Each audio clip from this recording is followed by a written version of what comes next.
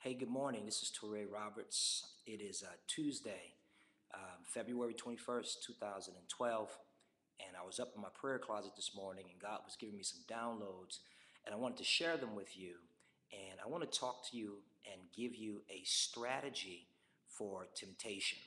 Now, let's keep it real. Temptation is something that we all deal with.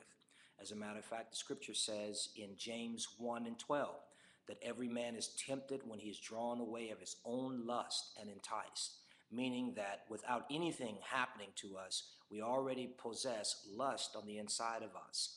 And I think it's probably a good idea to throw this out there right now. Temptation is not sin. There's nothing in scripture that says temptation is not sin. Temptation, to be tempted, to have lust toward certain things, is actually a part of human nature, a desire for things. It is just when that desire for things moves into areas that are off limits for us, and we act upon that lust and we act upon that desire, that it becomes a problem for us. And so straight out the gate, temptation is not sin.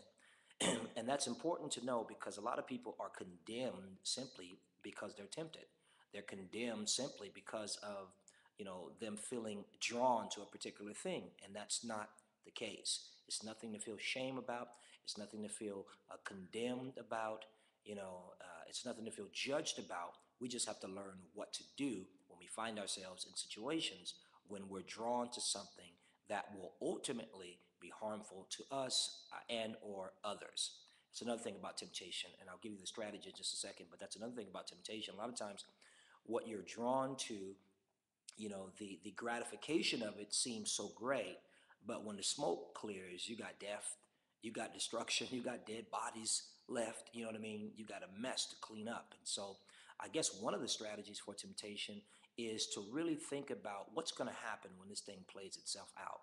A lot of times we get caught in a moment and we're like, oh my God, this is the greatest thing ever, and we're drawn to it without factoring in what are the repercussions going to be.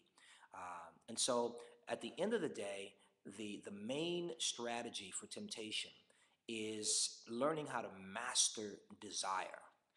It's when your desire for God and your desire for being in alignment with Him through righteousness and all the blessings that come along with that. But it's when your desire for God and righteousness is greater than your desire for the gratification of whatever you're being pulled for. That's it. It's mastering desire. It's desire. It's desiring God and desiring righteousness and desiring alignment more than anything else. Scripture says in Matthew 5, it says, blessed are those who hunger and thirst after righteousness, for they shall be filled. And, righteousness is, it's one of those terms. I actually have another term that I use that I contrast with righteousness, and it's called wrongtiousness, right? And so we desire righteousness over wrongtiousness, because righteousness, simply put, is that which is right, right? And we can't desire righteousness or that which is right in one area and then desire wrongtiousness in another area. We want things in our lives to be right and good, because what springs out of right is blessing. So I just want to come into your space today. If you're being tempted, with something, trust me, you can win. There's another scripture that says that there's no temptation. This is 1 Corinthians 10 and 13.